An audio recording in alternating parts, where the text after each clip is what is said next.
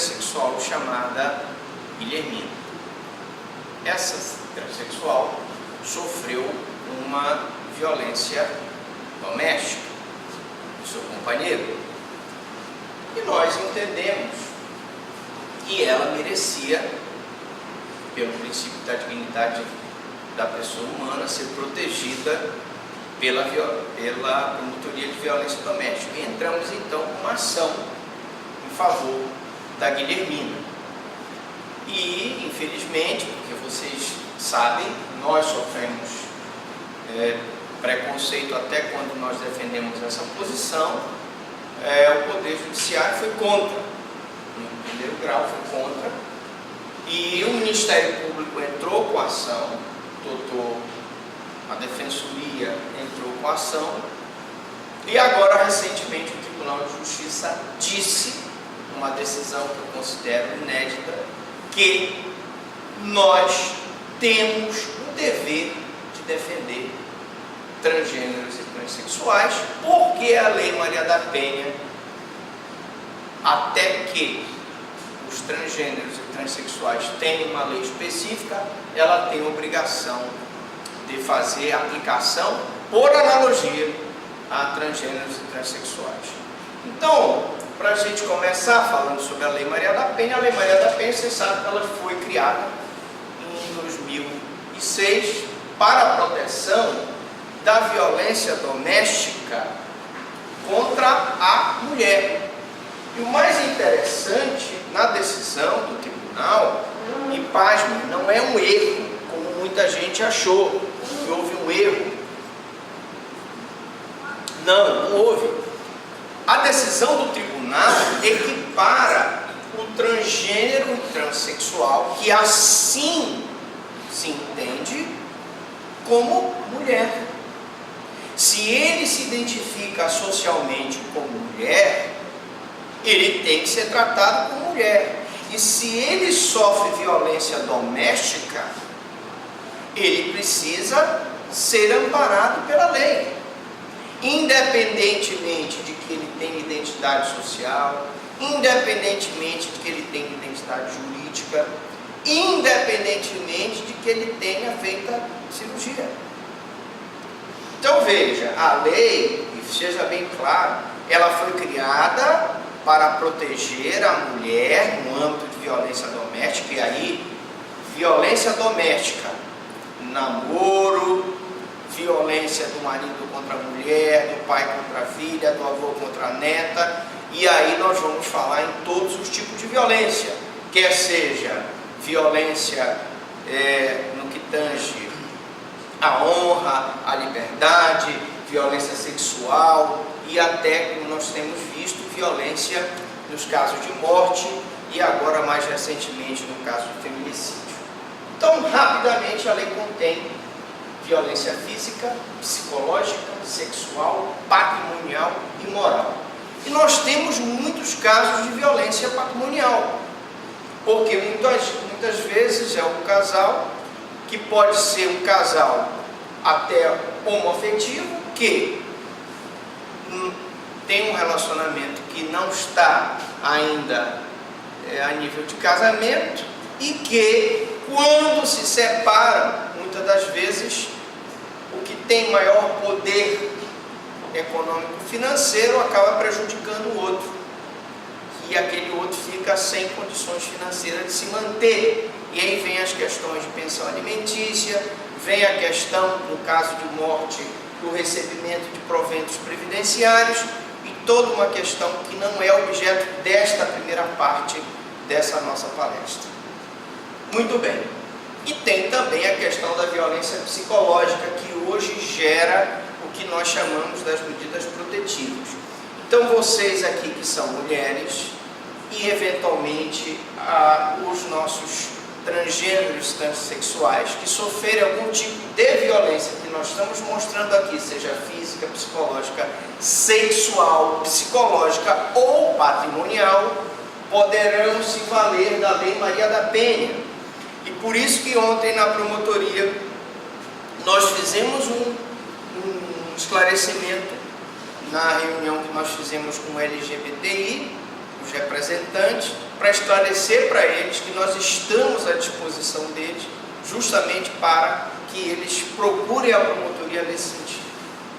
Bom, e aí a Lei Maria da Penha, que, como nós sabemos, ela atende caso de violência doméstica contra a mulher, o tribunal entendeu que ela vai proteger também o transgênero e transexual que se identifique com mulher. Mas, professor Franklin, o que é se identificar com mulher? É ele ter a identidade social, ele ter a identidade jurídica, ele precisa ter a cirurgia? Não. Ele precisa apenas se sentir e se identificar com mulher. E aí, como disse o professor Elton, isso não é uma questão que eu sou levado por fatores pessoais. Eu gosto da minha mulher por fatores intrínsecos que eu não sei explicar. Talvez a ciência não vai explicar por que a professora Ana Chara se apaixonou pelo marido dela. E você talvez não sabe explicar por que você gosta do seu namorado, por que você ama determinada pessoa. Não existe uma explicação, talvez científica, para isso. Como não existe uma explicação porque eu tenho uma opção sexual por determinada pessoa. E aí o que nós temos que fazer sobre determinadas coisas que nós não podemos entender é simplesmente respeitar. E nós não podemos simplesmente marginalizar e apartar aquela pessoa da defesa jurídica simplesmente porque ele é diferente. E aqui eu queria deixar bem claro que nós também devemos esclarecer que não é só a questão, e aí renderia uma outra palestra, da sexualidade, mas nós também sofremos violência e sofremos segregação pelas nossas opiniões, pela nossa religião. Se falou aqui, e quando nós tivemos a reunião com o pessoal do LGBTI, da questão, por exemplo, da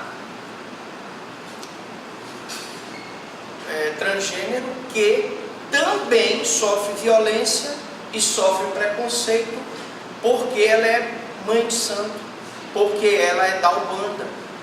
Então há um preconceito duplo por conta de duas situações.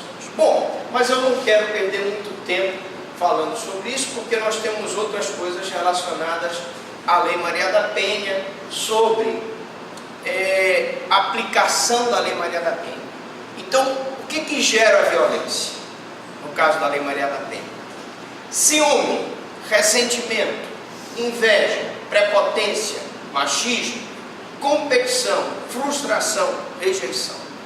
E evidentemente que nós temos que caracterizar, até numa relação homoafetiva, uma relação de superioridade, ou de machismo, ou de relação de superioridade mesmo de um casal, de um em relação ao outro. E até numa relação dessas existe, em que um quer subjugar o outro.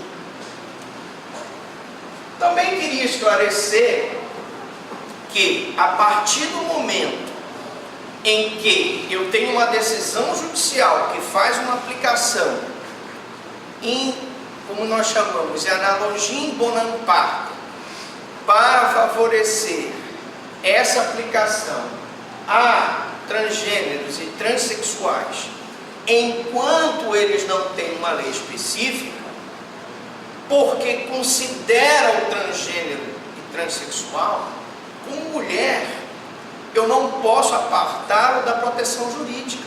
Que veja, a decisão foi sábia no sentido de que o transgênero e transexual simplesmente é, para efeito jurídico, mulher, se assim ele se identificar. Então, relações homoafetivas são disciplinadas pela Lei Maria da Penha. Independentemente da orientação sexual, a mulher será resgatada pela Lei Maria da Penha. E quando eu falo em Lei Maria da Penha, talvez a maioria de vocês não saibam que vocês têm um grande poder na mão de vocês. Por exemplo, Vocês sabem que vocês têm direito à Patrulha Maria da Penha? Não sabem. Alguém sabe o que é a Maria da Penha, a Patrulha Maria da Penha? Não sabe. A senhora sabe. Muito bem. A Patrulha Maria da Penha, para quem não sabe, é uma polícia específica. E se a mulher tiver uma medida protetiva, essa polícia vai e te fiscaliza 24 horas. E se por acaso tu tiveres uma medida protetiva de afastamento do agressor do teu lar, ela faz um relatório e ela está autorizada a fazer a prisão do agressor, se caso ele se aproxime e quebre o limite territorial de afastamento. Ela tem, por exemplo, vocês sabem o que é o botão do pânico? Alguém sabe? Não. O botão do pânico é um instrumento que permite à mulher, e aí vamos se estender aos transgêneros e transexuais, que no caso da Guilhermina é um problema recorrente, de que o companheiro dela o tempo todo vai lá e volta a tentar agredi-la, ela aperta no botãozinho do pânico e aciona imediatamente a pessoa, no caso a Patrulha Maria da Penha, para que a Maria da Penha então possa fazer a prisão daquele agressor. Então, qual é a diferença da Lei Maria da Penha para as outras leis? É muito simples. É porque na Lei Maria da Penha, uma simples ameaça, uma simples perturbação do sossego, da tranquilidade, uma simples lesão pode levar à prisão. Um simples descumprimento de uma medida protetiva pode levar à prisão. Ou seja, a Lei Maria da Penha agrava as circunstâncias para proteger a mulher e agora para proteger transgêneros e transexuais. Mas essas medidas protetivas concedidas às mulheres é que as mulheres precisam entender, precisam buscar, caso precisem. E essas medidas protetivas, doutora, é que precisam ser usadas pelos transgêneros e transexuais. E é isso que nós queremos, que o ideal seria, e por isso que eu disse na nossa reunião, que eles tivessem uma lei específica que os protegesse. Mas, doutor Franklin, nós temos projetos de lei, só para, passando aqui, que a cada 10 slides a gente tem um projeto de lei 8.032/2014, que é da Jandira Fegali, que propõe a alteração da Lei Maria da Penha, e ele diz, resumidamente, o seguinte, as relações pessoais enunciadas neste artigo independem de orientação sexual e se aplicam às pessoas transexuais e transgêneros que se identifiquem como mulheres. E aí, aproveitando que o professor Helder está aí para poder questionar, foi ontem uma pessoa representando um grupo de defesa dos homossexuais. E nós estávamos falando com uma procuradora de justiça e ela dizia, mas é injusto, eu protejo o, entre aspas, homem, que é agora transgênero, e não protejo o homem, entre aspas, que é homossexual. Mas isso acontece porque a Lei Maria da Penha protege a mulher. E veja o que diz a lei, e veja o que diz o projeto. Se ela se identifica como mulher, eu tenho que protegê-la como mulher. Então, se eu sou homossexual e me identifico como homossexual e tenho uma relação homoafetiva e eu sofro uma violência doméstica do meu companheiro, infelizmente, eu vou ter que procurar um juizado especial se eu sofrer uma lesão. E você que é mulher e que tem uma relação afetiva com um homem e que sofre uma violência, você vai ser protegida pela Lei Maria da Penha. E o teu companheiro que te agrediu pode até ser preso pela mesma lesão proporcionalmente. É um pouco injusto, vamos dizer assim, Isso dizia a procuradora, as duas procuradoras, que eu não quero dizer o nome por uma questão de segredo profissional. Mas vejam, tudo isso é feito porque essa Lei Maria da Penha, e agora essa extensão que deram aos transgêneros e transexuais, é justamente para combater os anos que o professor Helder disse aqui na palestra dele, que vai ser defendido aqui naturalmente pelos outros palestrantes nesse conclave. Que a mulher, os transgêneros, transexuais, travestis, e aí eu poderia citar outras classes de pessoas, crianças, adolescentes, negros, lésbicas e outras classes de pessoas, vêm sofrendo com hipossuficiência e vulnerabilidade ao longo da história. É o que chamam de ações afirmativas. É como se o Estado dissesse, não, nós vamos compensar no rigor da lei agora para compensar essa histórica descompensação que esses grupos sociais vêm sofrendo. Só para poder responder o que me disse a procuradora, disse, não, mas é injusto, mas é verdade. É verdade, se eu me declaro homossexual e sofro uma lesão do meu companheiro, eu não posso me valer da Lei Maria da Penha, mas você que é mulher, você que é transgênero, você pode se valer da Lei Maria da Penha. Mas, professor Franca, eu tenho assim um certo desconformismo em relação à interpretação da lei. Por quê?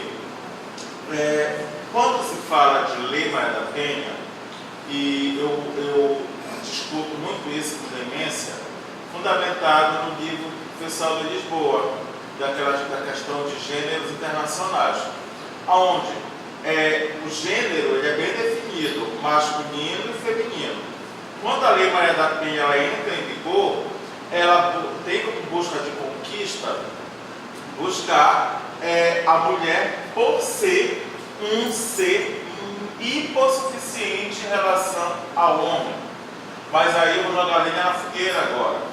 Como é do processo acadêmico, e um casal de homossexuais, aonde eu tenho o ativo, e que ele é muito mais forte, que ele é violento, e quando eu tenho a mesma pessoa no polo passivo, que muitas das vezes ele não é transgênero, ele é homossexual, ele gosta do que ele tem, mas ele se vê numa visão no meu livro feminino. Como é que eu interpreto essa lei diante desse sistema? Eu queria te dizer que é uma questão complexa. Daí a beleza da nossa construção diária lá na violência doméstica. Porque a cada dia surgem questões novas. Mas eu, te antecipando já a minha resposta, te digo que nos seminários que nós temos, do Poder Judiciário, do Ministério Público, o consenso que se chegou é que ainda não se estende essa aplicação. Talvez a gente chegue lá, no sentido de também interpretar a esse homossexual que está em posição de hipossuficiência em relação ao outro parceiro, numa relação afetiva, e eu já tive decisões nesse sentido, são esparsas, mas eu tenho, se eu procurar, eu encontro, mas são muito minoritárias, mas eu preciso entender que se a mens legis da lei foi no sentido de proteger o hipossuficiente, e por isso que hoje o Tribunal de Justiça, e por isso que hoje outros tribunais do Brasil vêm decidindo dar uma interpretação extensiva, porque eu estou mostrando para vocês que o projeto tem. Vou mostrar um outro projeto aqui, que tem para albergar os transgêneros e transexuais, e eu acho muito justo que todos tenham uma lei específica. se nós conversarmos com aquelas pessoas mais arraigadas com a Lei Maria da Penha, com certeza elas vão dizer assim: olha, vou ficar contra o professor Franklin, porque o Franklin está defendendo uma posição até vanguardista, porque quer fazer essa interpretação extensiva, mas eu vou deixar de amparar essa população enquanto ela não tem a lei? Não acho justo. E também eu vou deixar de amparar essa pessoa que está em situação de insuficiência? Pontos de interrogação. Eu hoje não teria essa resposta para te dar. Te digo que já existe uma corrente muito minoritária, ainda não é a nossa corrente, de que essa pessoa mereceria ser amparada. E eu tenho decisões, posso te mostrar, nesse sentido de proteger esse homossexual que está numa relação de hipossuficiência nessa relação, mas ela é muito minoritária. Mas passando, então, nós temos outro projeto, que é formulado pelo senador Jorge Viana, que propõe a alteração do artigo 2º da Lei Maria da Penha, vocês estão vendo aí, eu estou lendo aqui, que é onde ele fala a expressão identidade de gênero. Aí a gente discutiu também uma outra situação. E aí eu queria citar o nome da doutora Rubilene aqui. Eu fui lá com ela e o doutor Fábio Rangel e disse assim: porque nós estamos entrando no projeto na Defensoria para mudar o nome da nossa Defensoria que cuida dessa parte. Não vai ser mais Defensoria de Defesa, Núcleo de Defesa da Mulher, de Violência contra a Mulher. Seria Núcleo de Defesa de Violência de Gênero. E eu fui conversar com a doutora Rubilene e ela disse: não precisa mudar o nome. Porque veja a decisão do tribunal. A decisão do tribunal está no sentido de reconhecer que essas pessoas são mulheres. Então não precisa mudar o nome da promotoria. Mas é uma outra discussão. Eu preciso dizer: é promotoria de violência doméstica e familiar contra a mulher? Ou é promotoria de violência doméstica e familiar de gênero? Ou eu poderia simplesmente dizer: é uma promotoria de defesa de gênero. Por quê? Porque se vai ontem eles me disseram: mas doutor, e se por acaso se trata de uma mulher, um grupo de mulheres, de transgêneros, que querem pedir a retificação do nome, para que aquela pessoa se sinta melhor? Eu quero mudar, quero ter um nome social, quero ter um nome jurídico. Eu digo: eu não posso resolver, mas eu posso te encaminhar para o promotor de registro civil. E se por acaso, Dr. Franklin, eu quero fazer um grupo de mulheres que querem fazer a cirurgia de mudança de sexo? Eu digo: eu não posso resolver, porque a minha promotoria não tem essa atribuição, mas eu posso te encaminhar para a promotoria de saúde. Mas eu sempre defendi que nós tivéssemos uma atribuição de promotoria de defesa da mulher, ou promotoria de defesa do gênero, alguma coisa nesse sentido. Mas é só um sonho. Como eu disse, o projeto do Tião Viana é mudar. Se ele mudasse a lei, e se a lei fosse identidade de gênero, os transgêneros e transexuais nem precisariam ter uma lei própria. Evidentemente que o movimento LGBTI deseja uma lei própria para eles, medidas protetivas para eles, que a Lei Maria da Penha ficasse para as mulheres. Até porque seria justo que, assim como as mulheres têm uma promotoria só para elas, o grupo LGBTI tivesse só para eles.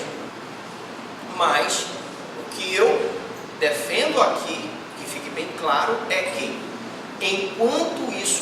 acontece, o que nós não podemos é deixar esse grupo de pessoas no vácuo jurídico. E eu tenho respaldo de interpretação extensiva, eu tenho jurisprudência, eu tenho uma decisão do Tribunal de Justiça, que quem era contra agora, os juízes que eram contra, e não são poucos, tinha defensores que eram contra e não são poucos, e promotores que eram contra e não são poucos, e não pense aqui que também pessoalmente eu não vou sofrer por conta do que eu estou defendendo, eu também vou sofrer as consequências, com certeza, já estou sofrendo, mas eu não posso simplesmente negar a essas pessoas a defesa. Bom, então o artigo 2º ficaria assim: toda mulher, independente de classe, raça, etnia, orientação sexual, identidade de gênero.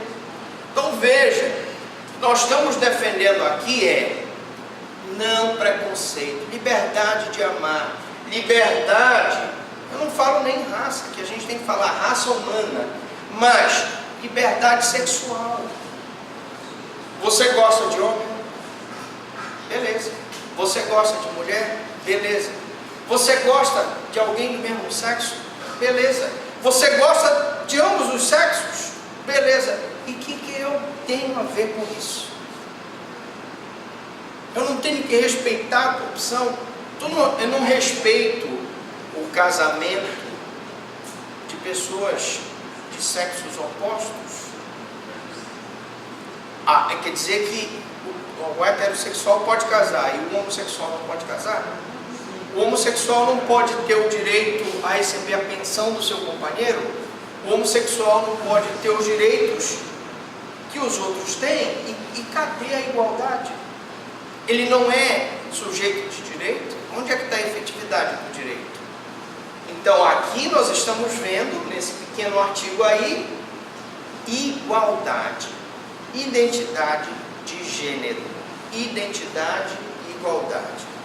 Renda, cultura, nível educacional, idade, religião, porque a religião aqui tem sido um fator desagregador, e não pode ser. E cada um de nós está assegurado na Constituição, tem o direito de cultuar aquilo que a gente quer cultuar. Eu sou católico, você é budista, você é espírita, e cada um tem que respeitar o grupo LGBT, dizendo, olha, porque estão dizimando os nossos terreiros, estão contra o grupo de Umbanda, e isso e aquilo. Nós temos que respeitar. Afinal de contas, uma grande parcela, olha, chegou aqui, seja bem-vindo, uma grande parcela do que foi construído nesse país foram grupos negros que trouxeram a Umbanda para esse país. Então nós temos que respeitá-los também, porque eles também construíram, também deram uma força de trabalho para cá. Asseguradas as oportunidades e facilidades, sem violência, preservar a sua saúde física e mental, o seu aperfeiçoamento moral, intelectual e social. Veja a profundidade desse artigo. Isso é mais um princípio. A profundidade do aperfeiçoamento moral, intelectual e social. Porque se eu não der a esse grupo essa proteção, eu vou jogá-los à marginalidade, eu vou jogá-los à prostituição, eu vou jogá-los ao limbo, eu vou jogá-los ao vácuo jurídico, e esse grupo não terá condição de se desenvolver. É isso que você quer? Você acha justo que esse grupo seja marginalizado? E a gente vai fazer a nossa própria inquisição aqui? É isso? Então eu segrego o cidadão, porque o cidadão, eu questiono o direito dele de amar, mas eu não questiono o meu direito de amar. Eu amo uma pessoa que tem a cor parda e a outra eu amo porque o cidadão tem o cabelinho cacheado, mas eu não posso. O outro que ama uma pessoa do mesmo sexo, eu questiono. Então são coisas que a gente tem que filosofar. Claro, eu que vos falo tenho meus preconceitos como qualquer um de nós temos. E é muito difícil na sociedade que nós vivemos não os ter, porque os preconceitos estão aí nas mídias. Mas é preciso que a gente faça um esforço pessoal para superar esses preconceitos. Porque são nossos irmãos aqui. O que a gente quer é que haja união na sociedade, não segregação na sociedade.